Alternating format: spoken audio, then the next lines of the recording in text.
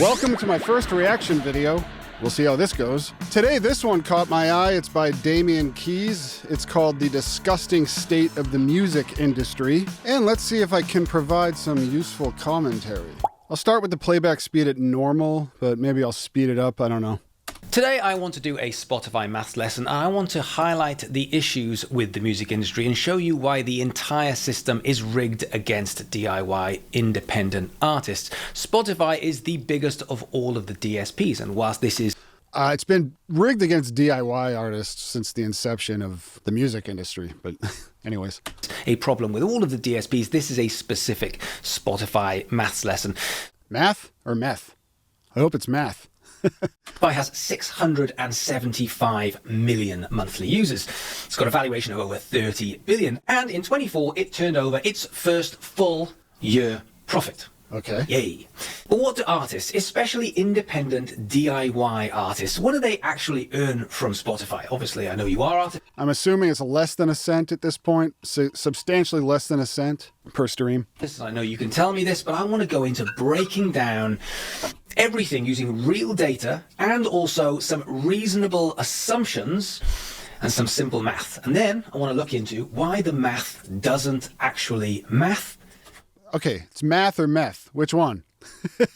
And lastly, I want to look into some solutions of what must happen next to fix the music industry and also to make sure that we are looking after artists in every corner of the world. So let's start with number one, why the math doesn't math. So Spotify has 675 million monthly active users. Okay, now does that seem like a lot?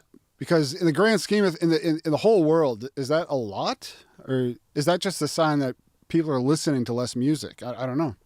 This is an assumption where we have to be a bit careful, but an estimate of daily active users on an app is usually approximately around about 25%, okay? So 25%, if that is correct, that would work out roughly at about 168.75 million daily active users. Now, I would like to know the statistics of how many people were engaging with music on a daily basis in the 90s as opposed to 2025. Aside from this discussion on how much people earn, I think that would be interesting to include. This is where we start to get into the assumptions. Let's assume out of these 168 million users, let's assume that everyone averages around about 1 hour of listening time, okay? Now that would work out roughly-ish at about 15 songs within that. Is that realistic? This is another question that I would like to pose to you. As a musician, do you listen to 15 songs a day? Because I don't. So then we do the math, okay? So 168.75 million multiplied by 15 songs per user.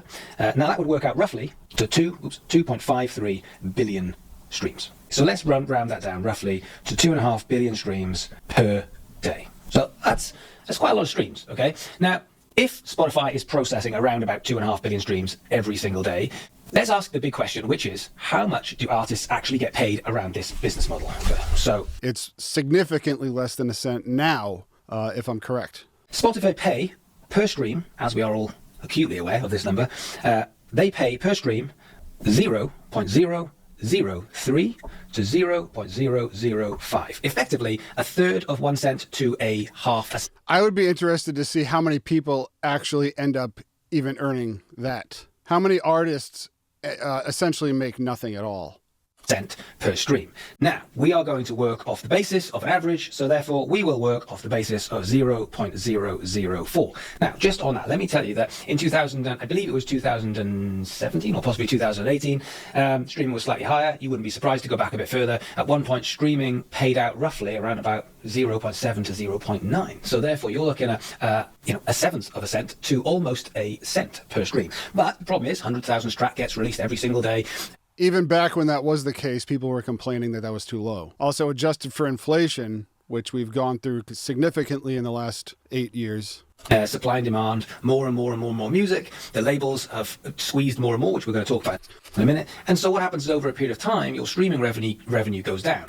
Hey, future me here. Just letting you know that I did end up editing out a lot of Damian's original video, not because it's irrelevant, but because I want to respect his content. And I did want to get to the crux of his argument, which is essentially to turn Spotify into a pay-per-stream platform. So I'm going to jump ahead to where he really gets into that. But if you want to see all the nuts and bolts behind his argument, then please go check out his original video. Thank you very much, and let's get back to the video. 2025, we're talking about artists releasing music every 2 or 3 weeks. It's ridiculous. And on top of that, you've got to be in charge of the writing, the arranging, the producing, the distribution, the manufacturing, the promotion, the TikTok, everything else. Do you really have to be in charge of the writing anymore? I mean, let's get real. I mean, how many people out there are just going on Suno, typing in something that they want to make with a brief description and then just copying that? Like, how many people are actually doing that? I would say that there's a growing minority, which will eventually become pretty big. We have to do something about this, and the time is now, and things need to change. So what is the solution? Here is what I believe is the solution, and how we have to make a stand and fix the music industry, and how we fix this. Number one, okay, we need to recognize that this is a monopoly, right? We also need to recognize that the system... Monopoly. It's monopolized mainstream music. Recognize that the system is broken. If we do not understand that the problem is not just the massive conglomerates like Spotify, like Universal Music or Warner or Sony or anyone else, this is also the fact that over the last 15 to 20 years, we have told people minute by minute, time after time, that the thing that they value of music is free. You have to pay an entrance fee, which isn't, so you're paying the company, but music is free, which has belittled and devalued the quality of music. We have then made sure that in order to try and get your music out there, we have gone to a quantity over quality. And now if you're looking at music, you're thinking to yourself, is music as good as it used to? It's like... No. And music became free because the industry itself was trying to play catch up to a technology that they themselves sort of let run rampant. And then you ended up with things like 360 deals where they would sign artists and take a piece of literally everything they made, even merchandise. But anyways, that's a thought I can't really wrap up. Churn it out. We haven't got time to think about this stuff. How do you get the next Jeff Buckley? Like, how do you get the next Pink Floyd? How do you experiment? Well, we haven't been able to do that for about 20 years. This doesn't really have this doesn't have everything to do with streaming or digital music. I think it was in the 90s when labels were focused on quarterly earnings reports and they stopped focusing on developing new talent. So, I mean, back in the day, like the 70s or whatever, I know that labels would spend a lot of time and money developing an act, and maybe their first album wouldn't even do anything. If that were to happen today, that artist would end up working at Starbucks. They wouldn't get a second chance. So yeah, quarterly earnings. That was the big one. Number two, we have to switch to a pay-per-stream model, okay? At the moment, it's a pay. I don't think that's ever going to happen, but let's see where it was going. Pay for entrance. We need a pay-per-stream.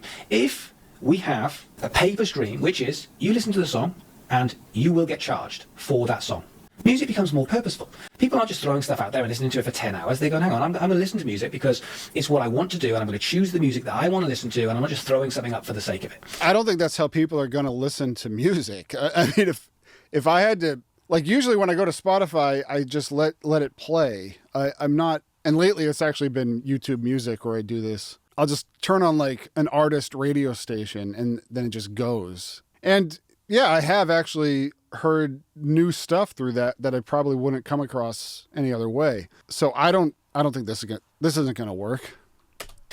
It makes music more purposeful, and it means people will start to put value into music again, which then starts the circle back into quality over quantity. Now, how do we do that? Number three, and most importantly, is we must have a minimum wage for artists. That's never existed. And that minimum wage needs to start now, as quick as possible, at one stream equals 1 cent. Okay? Every time someone streams your song, they should get charged 1 cent. Okay, how much would that cost the average person? I don't really agree with this. I mean, it would be great, more power to them if something like this could happen. I just don't think people are going to do it. So if you get charged 1 cent, let's use his example. That's 15 cents a day times 30 days, $4.50 a month. I mean, that doesn't sound too bad. If you sold it to people in those terms, so they might actually be saving money, you could put it to them that way. Okay, maybe if there was a buy option, like 99 cents. One stream, 1 cent. Your 10 or $12, depending where you are in the world, your $12 Spotify would allow you to still listen to almost 2 hours of music within that $12 per day for an entire month. But if you go over that, you should be paying your 1 cent. And the 1 cent should be going to the artist that you are listening to. The problem is that we have to completely restructure the way people think about music now, because for the last 15, 20 years, everyone has become acclimated to music as worthless, which really sucks. But that's just the way it is. This is going to require a complete upheaval of the way people think. It should be. You listen, you pay. You can't afford to pay, you can't listen. Music is a privilege. It is not a right. Yeah, I mean, that's the way it used to be. But I mean, people have grown to look at music as not as important in their lives as it used to be. I don't know if that's the result of it being devalued so much, or the result of other things like video games and other forms of entertainment becoming more, I don't want to say fulfilling, but there's just a broader playing field now. I truly don't understand I don't know if kids growing up in 2025 are listening to music that in the same way that the 2000s, the 90s, and before that. I'm assuming not. I'm assuming they don't listen to it that way. Kurt Cobain, whoever, growing up was just such a huge thing for so many of us. Radiohead. I remember if I met someone famous, if I met an artist that I really was into, I felt like I was meeting like God. And I know that's not exactly healthy, but I mean, well, whatever. You're a kid, and that's what you do. You eventually get over that stuff, but luckily. But as kids, it used to be a very important thing. Anyways, let's see.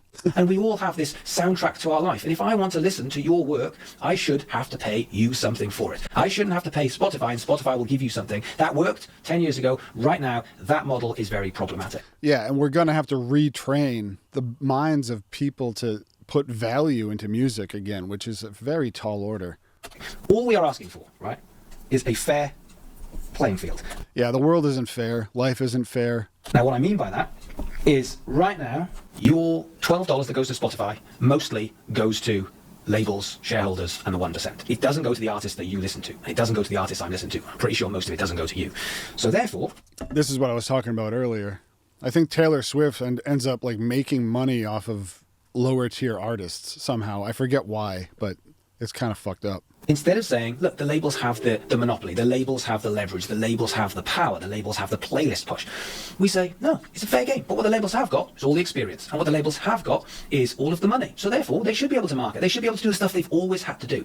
But from a fair playing field point of view, someone streams your song, that person should be paying 1 cent. And the DSPs, like Spotify and other DSPs, should then say, this is not a monopoly towards 3 major labels. This is about how we incentivize people to understand that music is not disposable.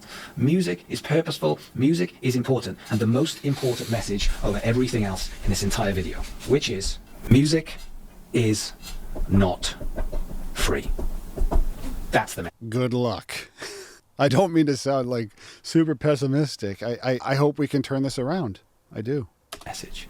Music isn't free. It never has been free. It should never be free. And the entire... I mean, tell that to friggin' Sam Altman, who has been stealing copyright from every creative outlet, not just music, but everything from painting, just drawing, movies, literature. That's a different discussion. But until we can get these AI companies who scrape our brains for free to have some sort of legislation put upon them, or I don't know, something has to be done about that for any of this to even matter.